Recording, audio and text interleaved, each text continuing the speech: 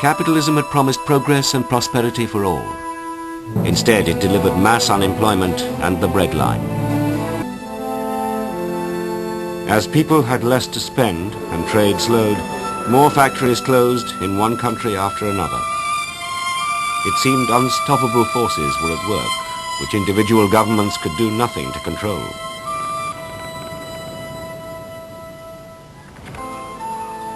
Trade collapsed.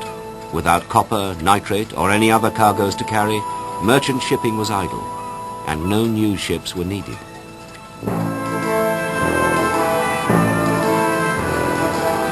Britain had been the biggest shipbuilder in the world. Towns like Jarrow in the northeast were entirely dependent on the industry. I started working at Palmer Shipyard as a rudder catcher, hoping that would be there for life. But it didn't happen, because one afternoon, the foreman come round and she said, "Con, you're finished tonight." Just like that. So that was me out. My case could be multiplied by hundreds. They're in work 1 minute, then the next minute out. So I wasn't alone. The owners of the oldest shipyards were paid to close down for good, so the newer ones would have less competition.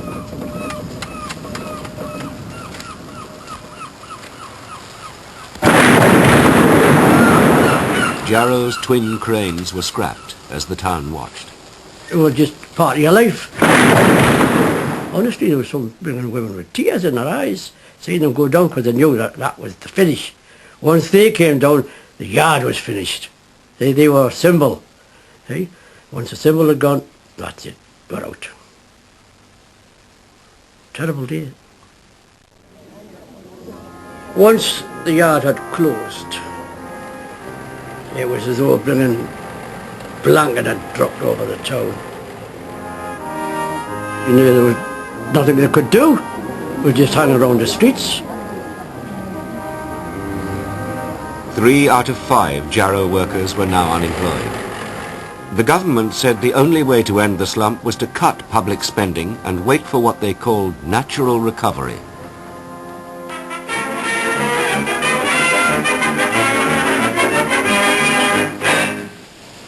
We must all join as a united nation and bear equitable sacrifices to see the present crisis through.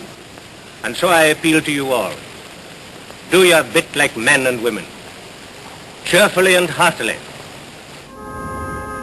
But there were no grounds to be cheerful in Jarrow. The only help from the state was the dole, guaranteed for just 6 months. Things was bad in Jarrow.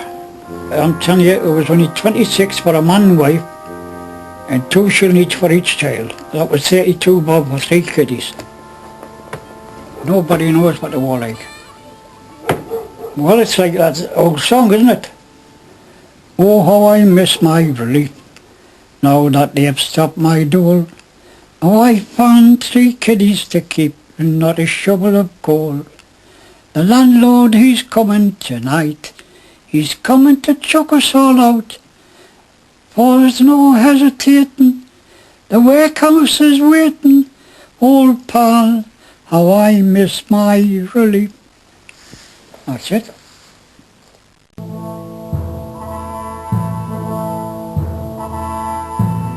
All over the world, the same contrast between plenty and penury was repeated. In Belgium, there was plenty of coal at the pit heads. But Belgian miners had to break into their own collieries at night to scavenge for waste coal to heat their homes. The men's pay had been slashed, and then they'd been sacked after going on strike. The living conditions of one miner's family were filmed.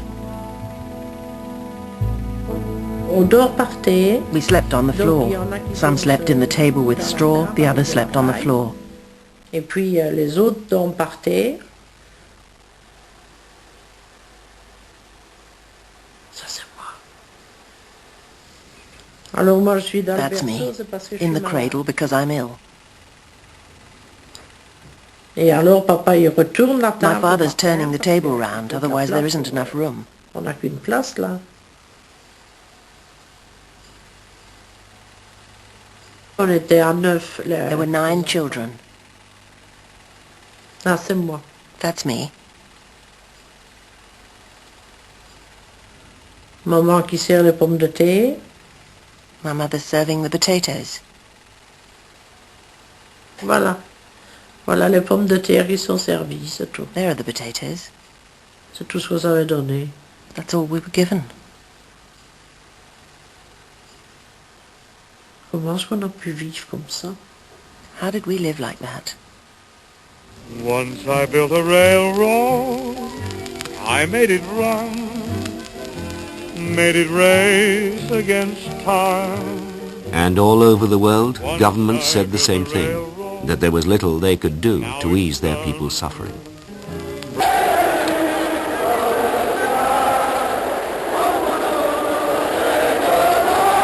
While Western governments stuck to the line that the world economy was something they had no power over, their citizens grew increasingly impatient.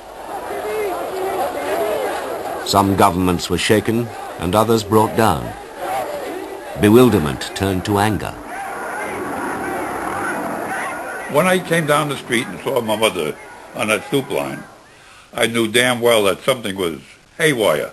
Something was rotten with the whole system. I became receptive to listening to a soapbox speaker after that. The ones that made you interested was the communists. There's nothing to see a speaker. Almost on every corner, pounding away against the system. This is the result. This is what's happening. Your people are in soup lines. Your people are begging for clothing. You can't pay the rent. The furniture is being thrown out on the street. This is the result of capitalism gone bananas. And the only way we're going to reconcile it is dump capitalism.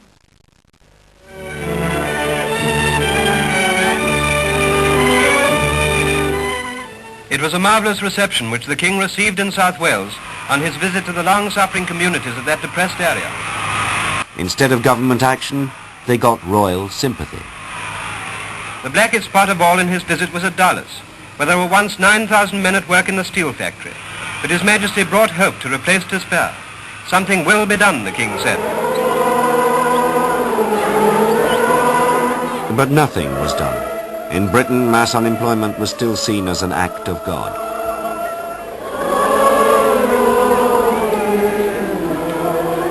To draw attention to the divide between the depressed areas and the more prosperous South, Jarrow's unemployed planned a march on London in 1936. Representations had been made previously, but they were all of no avail. I mean, nobody wants to go marching down to London. That was the last resort.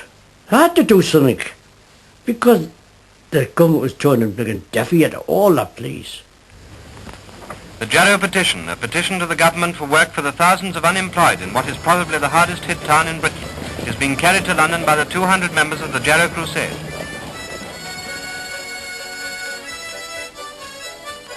Every town we went to, you got a good feed, you got a bottle of beer.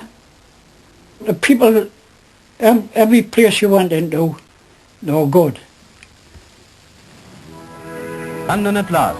The Jarrow Crusaders must be glad to have reached the end of their 300-mile trek despite the rain in town. Edgware Road, from there, well, they started to cry. The people watching me, because the heavens opened out. We were soaking. We got the cloaks on, you know. And you see the people crying.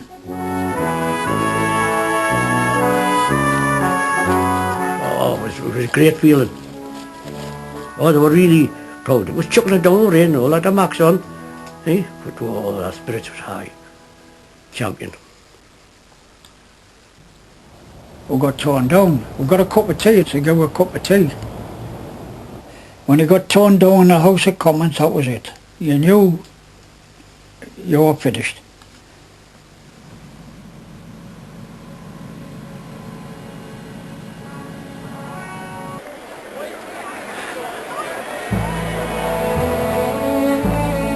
For the duration of the war, everyone was needed.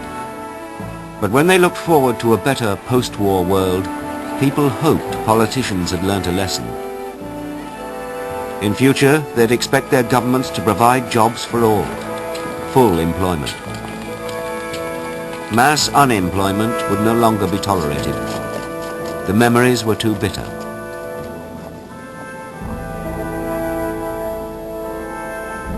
Remember the procession of the old young men, from Dole Queue to corner and back again, from the pinched, packed street to the peak of slag in the bite of the winter with a shovel and bag, with a drooping fag and turned-up collar, stamping for the cold at the ill-lit corner, dragging through the squalor with their hearts like lead, staring at the hunger and the shut pithead. Remember the procession of the old young men. It shall never happen again.